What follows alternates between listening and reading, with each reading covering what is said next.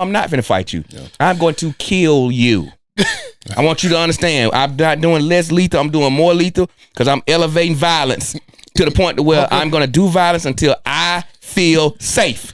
And if I don't feel safe, ain't nobody safe. The takeaway is don't fuck with Fred. I feel safe. I need to feel safe.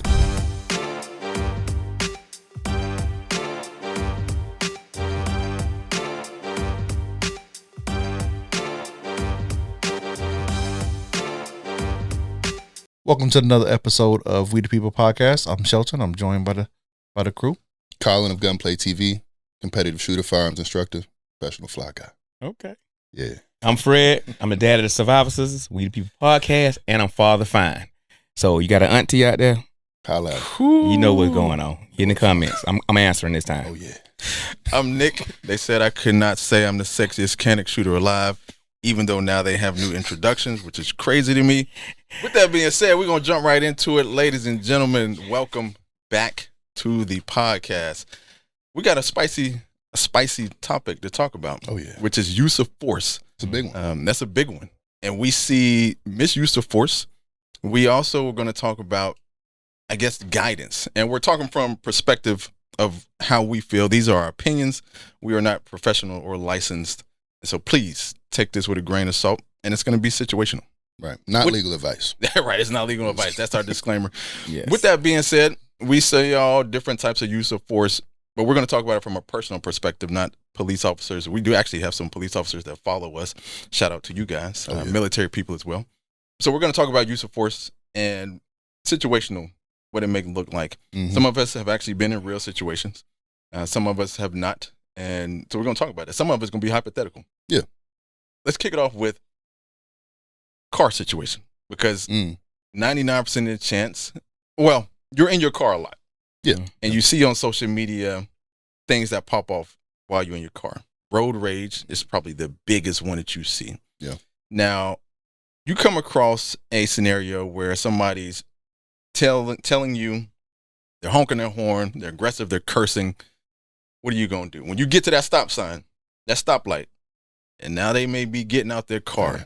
I mean, it's a real moment for a lot of us. Yeah. It's like you feel that adrenaline dump. The heart starts beating. Now you're in your head, and he's getting on your nerves now. On the way here, I almost got in a wreck. Dude jumped out, didn't even use the stop sign. But I think it's incumbent for us to be sane, calm, and clear-headed in some of these situations, especially with this road rage stuff. A lot of the times, social media, you mentioned it, right? We see these stories where they spin out of control. And I think it's important to keep a sober mind in those situations and just kind of remind yourself. I couldn't tell you who the creator was, but what he said was, if you can get past that first 30 to 90 seconds of those type of, damn, my heart's beating, I'm agitated, you can just continue past that stop sign and on your way. After 30 to 90 seconds, it's behind you. And I think that's probably the biggest thing that I would encourage people is just to not get caught up in that moment. If you can get out of there alive and safe, that's ultimately the mission for everybody, right? So, yeah, I had an incident when I lived in Las Vegas about like 15, 16 years ago. I was working construction at the time, and a guy, I don't know, I cut him off or something like that, and he kind of got mad at me, and we ended up pulling over to the side of the road, and he jumps out of the car. He's in front of me. He jumps out of his car. Like I said, I was working construction. I had a tape measure, and I threw the tape measure on. That's what that's what happened was. He was honking at me. We were driving side to side, and I grabbed the tape measure. I threw it at him, and I busted his window, his front windshield. You were outside of the car when you did this? No, I was driving, and I just threw it. Oh, okay. This your hot boy era right here. Oh yeah, I was on one, right? And I broke his windshield. Then we get to the side of the road, and he hops out of his car, and he acts like he has something behind his back. And so I didn't hop out the car because I'm like, all right, well, I ain't got a gun on me. And what happened was he ended up throwing the tape measure or something else back at me at my car. And I sped off because I thought he had a gun. And I ended up hitting his actual door, and I bent his door back. It's some real live. It sounded like he was doing a whole lot. Yeah. I was doing way too much. Yeah. And so I did own a gun. I had it at the house. And I rushed back to the house. And Yeah, I'm not gonna say what else happened, but anyway, yeah. So the situation is that at that time I knew that I realized that I had a temper and I had a gun. If I would have had my gun with me, I would have been in a situation that could have been easily just. You would have been screwed in a situation. I would have been screwed, and I could have been locked up. Absolutely. Because I had a temper and I didn't know how to control it, and that always stuck with me. So I just let stuff go. I laugh. Yeah. People flip me off. I wave at them. I smile. I blow them a kiss. Sometimes it makes them a little bit mad, but it's not that serious to me, right? Yeah, like it's never that serious. People make mistakes while they're driving. You can't hold them accountable for that. Like we always do it. We may drop our phone and we do something. So it's not worth me risking my freedom. Yeah. And so that situation, I'm glad I got over it and I was able to learn from it. So, and in that situation, right, again, this is not legal advice, but in that instance, you were the aggressor, right? Having tossed that tape measure. Now, if he would have got out of his car and he had a firearm, and at which point if you would have had yours, drew yours, you still would have been screwed because technically you were the aggressor of what then became a self-defense situation. I think that's important for people to remember. You can't get in, if you're the one that's initiating this interaction that eventually snowballs into a self-defense encounter, you kicked it off. Yeah. You dig what I'm saying? So that's something to really, again, be sober-minded in these situations. You've always got to de-escalate. It's incumbent on you as a self-defender to try to slow things down. If you're the one kicking it up, regardless of who walks away from that incident, you're going to have a problem. Right. There's going to be more people than you involved in that. Absolutely. Potentially. You're going to talk to a lot of people. Yeah. Even in the actual scene, that stuff, the altercation goes down there in traffic. There's 18,000 other people around there. Cell phones out. Yeah. It ain't just going to be you. So you got to take that in consideration as well. And now I know you got a lot to say about situations like this as you've been through some things. I guarantee you, listen, if you don't have to start out a good $25,000 to really honestly engage this situation, do not spend $25,000 on a 25% person. That's the way I put it. Don't do that. Because I mean, I'd rather give you the 25 cents or the little time that it's gonna take you to go past me than me to keep running down to this lawyer's office and having to do this and keep going to these different court hearings to hear what's going on. It's going to cost you. Oh yeah. The social media has confused everybody. If you look at your timeline or your algorithm, and when you look at it, it's nonsense. Emotionally, that's how you deal with the world. I'm sorry, it's just what it is. So if you think that's it, it's constantly planning here. Whatever you consume, you are. So if you the person knowing that if somebody cut me off, I'm going to do this, you need to leave early, man. Because I'm telling you, you don't know until you get into the court system how much money it's going to cost. Yeah.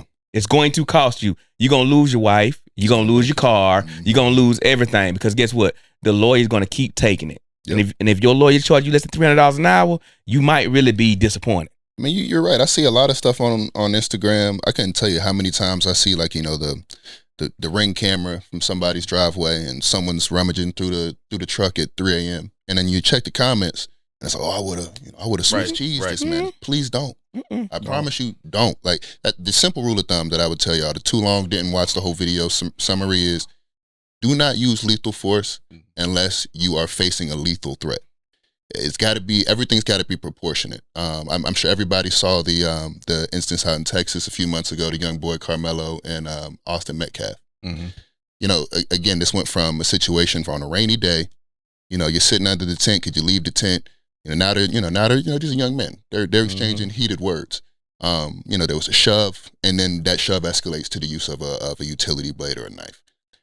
Your response, and again, you could say that Carmelo was acting in self-defense, but it was not proportional. You don't go from a shove to a knife. Now, there's, of course, there's intricacy with that, but as you said, you're going to end up in court, and you're going to have to display and paint that picture beyond I think you said it last episode, right? Reasonable doubt. Reasonable doubt. And that's going to be difficult, especially when you're in a stadium of teenagers. Everybody's got a phone. Everybody's listening. Right. Everybody's recording. Again, we won't see the outcome of that case for months. But I think he's going to have a hard time, unfortunately. I think a lot of people sit back and they deal with the reality of the people that they interact with. There's some different people in this world that you don't interact with. You came across, and you got to be careful because I used to work with these kids, man. I'm gonna tell you, I had these little. It was they were some American black kids, and they wanted. It was another little kid from Sierra Leone. His mama sent him over. He was 14 years old. Put him on a boat. He was surviving up in New York. They come down to Atlanta. They selling bootleg stuff. They over in the West End. Have a raid. You know what I'm saying? They get put in defect custody. He come to the group home. All right. So the little African kid is there. He is enjoying his life. He doing what he got to do because he finna get a green card. The little black kid, see, he well taken care of. He got new shoes. He got the music. They want to borrow that stuff. Want to try, flim flam him, take stuff. Well, they decide they got a little gang. They gonna jump on him. They gonna jump on the boy. The boy, he tells them. They say, no, we gonna beat your ass. We gonna do this to you. They tell him they gonna jump him. He said, you fucking know me. I have your fucking head. Mindset different, man. Yeah. You want to beat him up. And I go to talk to him later on. He took the piece of metal from the weight bench and sharpened it in his room. He finna put your head on the spike. You talking about beating him up. When you dealing with people in them cars, you don't know what their mentality is. No idea. Where they're coming from. What they and dealing that's with. another thing you may want to put in perspective is when you coming from your suburban neighborhood, you don't know who's or what they've been going through. If they've been, some of these people are coming from abusive relationships. They've coming from being angry just at the world, and they just waiting for a moment for you to react so they can react. And now everybody has to pay for it. And that's literally what we're asking. Is it worth it? Is it going to be worth it? And you have to make a sound judgment when you make that call. Because someone's going to be protecting your life and others. Yeah. Can I add this? My incident was I was with my daughters, and we were going to the range anyway. And so we in the car and we're crossing across the median, and we had the right of way. So it was some young dudes who felt like they didn't want to let me by, so they came by. So of course the dude that was driving, he looked back like he was tough, and the other dude kind of reached down in the floorboard and he looked back, and I'm in here with my daughters. And I'm saying to myself, like, I could show them what real tools look like. I could really show them what real tools look like. And I got shooters with me. But what does that do for them? Exactly. So I'm gonna go, you 25 cents. So I'm gonna let you go and have that, because now I gotta pay for all them too to defend themselves if we do this with this guy. Because he didn't know no better. Yep. And that's why it's so important to keep a level head in these situations. You were able to see through that moment, right? This could easily spiral out of control, but it doesn't have to, right? And so, it I think there's a saying, right? The bad guy gets to kick off these scenarios. We're, as self-defenders and responsible gun owners, the go signal is once they start. And so you're watching this situation, and it may start, or any action that you take thereafter could escalate things to that point. And if you can just continue on your way, can go around that vehicle or what have you, it's always best to do that. It's rarely going to be worth it for your emotional and physical sanity, but also, as we mentioned, right, the court and the legal battle financially that you're going to have to incur. You have to really consider these things. Well, I think some people, all some people got is just ego. Yep. They ain't got no assets. They don't have anything someone to go home to, someone that they will miss, and you just let them keep that ego, and you can have it. Because I got way more to live for. I don't want to deal with this situation. I'll let it pass. So just let them ride with that ego. I agree with you. I mean, I think what Shelton said is the most important, because that's what I was going to bring up too as well. You got to understand, what's worse, a person ain't got nothing to lose, or somebody got everything to lose. Right. Yes. Because you're not getting it back when you lose it. And you see that too. You see people that seemingly have it all and throwing it away at the drop of a dime, especially over material possessions. Me and Shelton, kind of on subject but off subject, we talked about this a little earlier. Even in those situations, are you even physically fit enough to handle the situation? You see people where they're getting in situations, now they're having heart attacks. Your greatest offense is going to be your defense, especially when you're thinking about stuff like this. Could you run a mile to an escape in dangerous situation? I train a lot of women physically, and so I talk to them too about practical movements. Like, are you really in a position where you could get yourself out of danger? Because some of this may come to fisticuffs and actual physical fighting. Yep. We touched on the last episode some of the things that we may carry on our personal bodies to help defend ourselves, but do you know how to fight? Because like we all say, the last thing you want to do is pull one of these weapons out. Yep. It's going to cost you. It's gonna cost And that's not what you want. Do you know how to fight? What kind of training are you getting? Shelton, you talked about, what was it, jiu-jitsu? Yeah. But Fred talked about that too. Fred, you have somebody that. Oh yeah, my nephew, Coach Sam. He's at the bus system. If you all check it out, it's the bus system. And like I said, he's developed his own version of martial arts. He's being inducted in the Hall of Fame for it and everything. And we have to have this formulation where there's some tools you can have in your tool bag. Everybody's not going to have time, especially if you're like us in Atlanta. You're not going to be able to go to the gym every single day. If you're doing that, I hope you're a professional fighter. But you can't have your kids and you got your wife and then you got to do everything. And some people can, that's fine. But what we do want to do is we want to be able to have some tools in our tool bag to be able to get to that firearm, because you may have to get to it. Yeah, man. And we're not fighting. Oh no, we're not trying to fight. Oh no, we're not going out and fighting and challenging nobody to fight like that. No, but also you want to be able to, like I said, with jiu-jitsu, is like you want to be able to put somebody in the headlock and pin them down, or do stuff like that. And it's not about just fighting. Anybody got time to fight? Yeah, it's about leveraging. I think jiu-jitsu is a beautiful art form, especially for women, right? Because it doesn't necessarily require a lot of striking, and you utilize the body mechanics, and it's a lot of leverage that goes into that. You don't necessarily have to be able to curl one arm, 80-pound concentration curls to be effective in jiu-jitsu, right? And so it's a good tool, and I mean, again, it's another tool set in that tool bag of self-defense. And there's a big difference between competition and street. So let's be clear. I'm at the old age of, I'm not fighting with you. So when you talk about all that stuff I carry, let me tell you why. Tell him why. Talk to him. I don't made a half a century. You're not shortening it, period. I'm sorry. I don't have nothing to prove. You've been doing push-ups all day. You've been dry firing all day. You've been doing I ain't doing that all day. So no, I'm not gonna fight you. Yeah. I'm going to kill you. I want you to understand. I'm not doing less lethal. I'm doing more lethal, because I'm elevating violence to the point to where I'm gonna do violence until I feel safe. And if I don't feel safe, ain't nobody safe. All right now. Okay. We got to make sure we de-escalate. Yeah, we got to de-escalate. We got to make sure that the audience, they don't. That's Fred's personal. The takeaway is don't fuck with Fred, y'all. I think y'all. I feel safe. I need to feel safe. Look, I hope you feel safe here today. I do feel safe. Okay. The producer is great. That brother need a hug, man. Shout out to the producing team, man. Yeah, to mighty. Nah, we need a hug. Yeah. But again, we also talked about.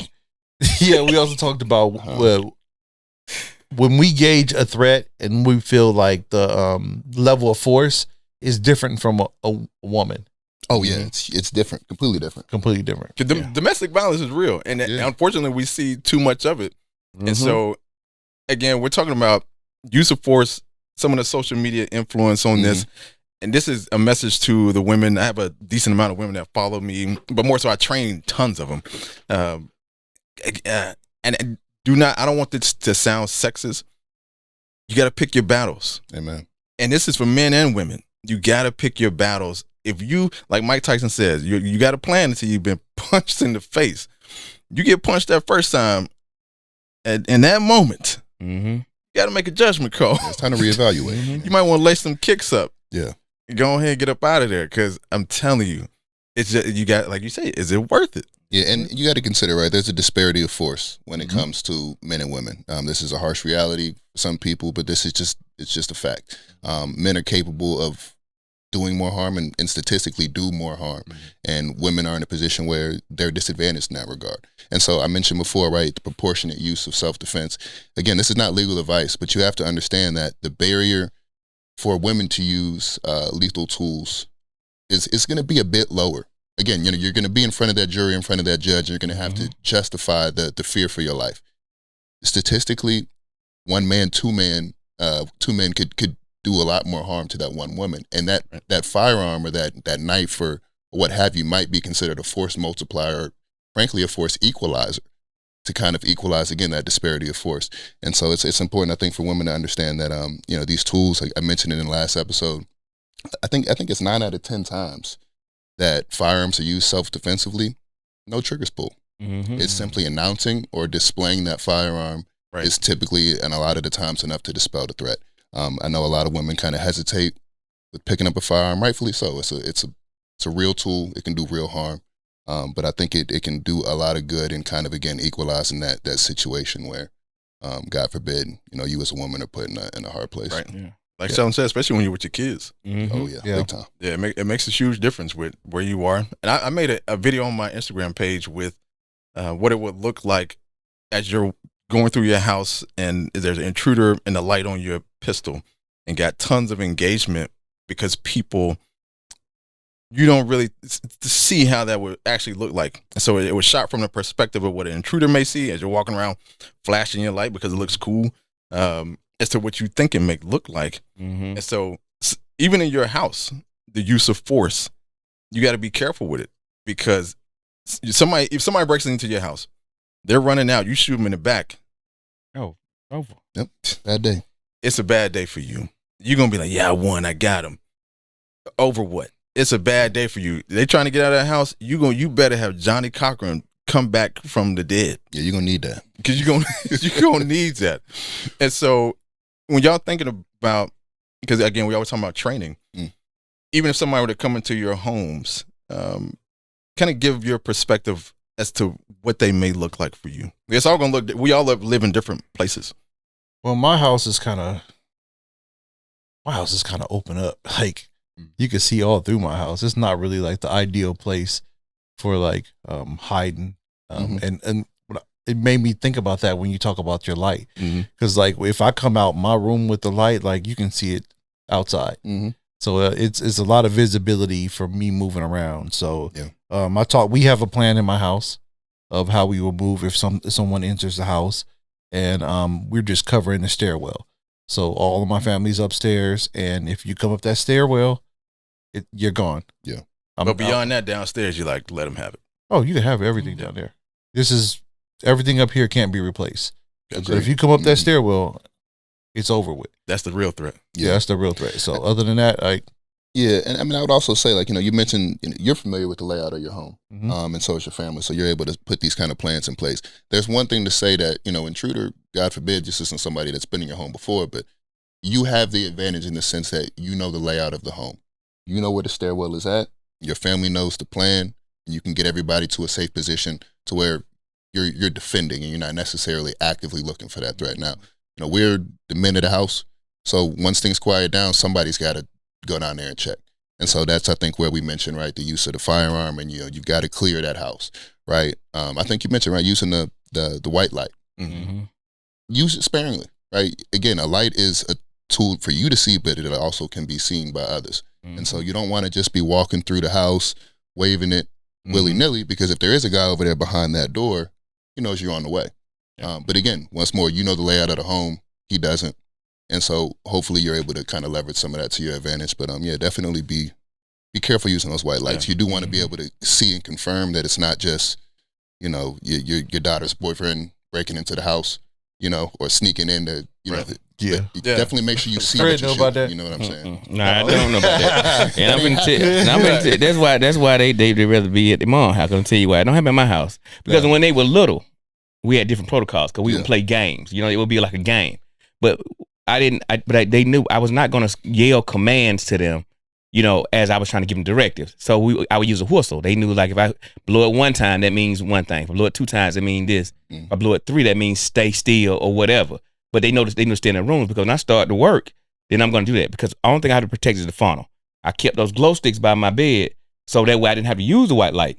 This is my house. Break the glow sticks, throw it in the hall, and all I know is, like I say, my doorway has a 2 2x4s in it. If somebody walk across that glow stick and it go dark, you know exactly where they are. I'm gonna give you what you want, because you came for this. Yep. The one that was in the chamber was the one you wanted. That's the one you wanted. It was. That's real, though. No, that's the one you wanted. Yeah. Also, real. One thing that I did, because I had one incident where I'm like, it was some motion, right? And an alarm went off. I got cameras. I'm not moving nothing. That's another thing. Yeah. I'm going to get the gun, and I'm pulling up my phone, and I'm checking the cameras. Yeah. I'm looking and seeing, it's nothing. It was just a little whatever. Before I just go downstairs and looking, right? Because I got the family up here. Everyone's up here. They're protected. Now let me look at the cameras and assess the situation. Yeah, because that brings a great point. You're not trained in CQB. You're not. So before you think this gonna look like social media, and you look like a John Wick movie, and you can be moving around your house, tiptoeing in your drawers. You're not trained in CQB, so again, take that into consideration. If you can, and everybody's house is set up different. I live probably closest to the city, and now I live in an apartment, but I'm on the 3rd floor. So even if somebody were to come up there, I mean, you got to want it.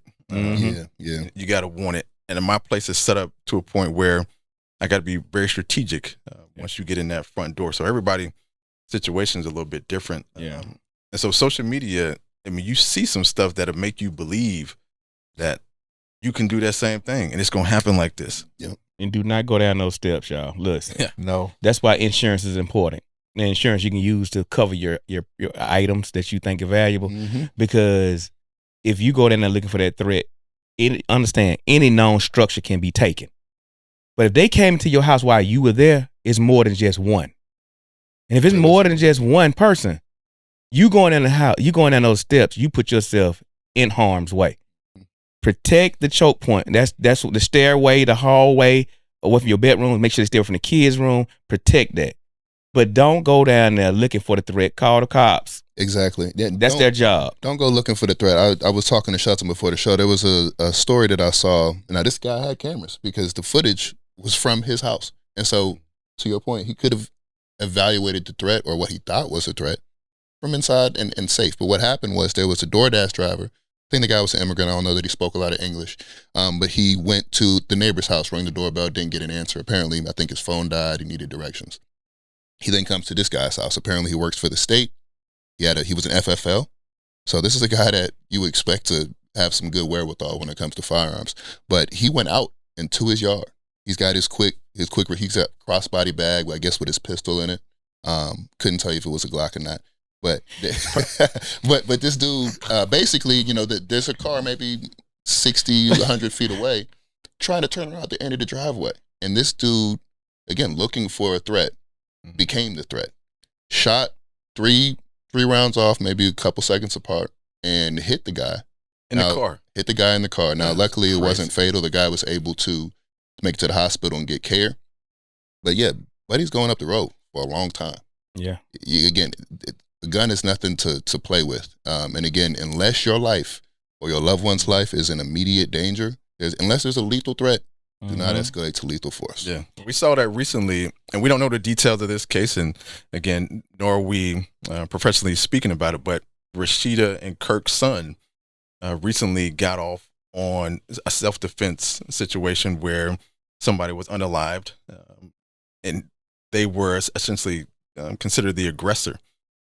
And so even when you're showing up to a potential situation, let's say, a daughter, a son, a friend, and things are heated, at that point in time, now you really have to take in consideration how we all going to get out of this safely. Because we've all been in some situations, probably not as much as you age, because we're corporate, but, or, we're just aging and not in situations like that. But as you're coming up, you may be in heated situations. How do you de-escalate as a man or a woman when you're in the moment? Let's say something has gone down. Somebody's been slapped, hit. How do you de-escalate car rage? How do you de-escalate a situation without taking it to that excessive force? I saw a quote the other day, and it was more about how you respond verbally to insults or things that might get under your skin. But I think it applies here. What the guy said was, "What reaction would I be proud of tomorrow?" And again, if you tomorrow look back and, oh yeah, I probably shouldn't have put hands on that guy, and yeah, I raised my voice. You in that moment could have used an extra second or two of thought, another deep breath, and just again that 60 to 90 seconds. You can get past that. Most times that feeling is going to dissipate on its own. I think the main thing too is people. There's three things that hurt people in this world: pride, arrogance, and ego. My thing is love to talk to people and they be like, well, I used to do this when I lived in Chicago, and I was, look, you're not that anymore. I'm sorry. The reality of it is you're where you are. Everybody, there are new predators coming out every day. All right, you got the new stuff. They think they got the best rifle too in their car. The reality of it is you have to understand it is going to cost you. What am I not willing to lose is what you have to think about. What am I not willing to lose? I like women. I'm going to be clear. I don't want to spend no time nowhere with a bunch of men. This is as long as I've been with a bunch of men. Yeah, honestly, this has been enough time with y'all too. Just letting y'all know. All right,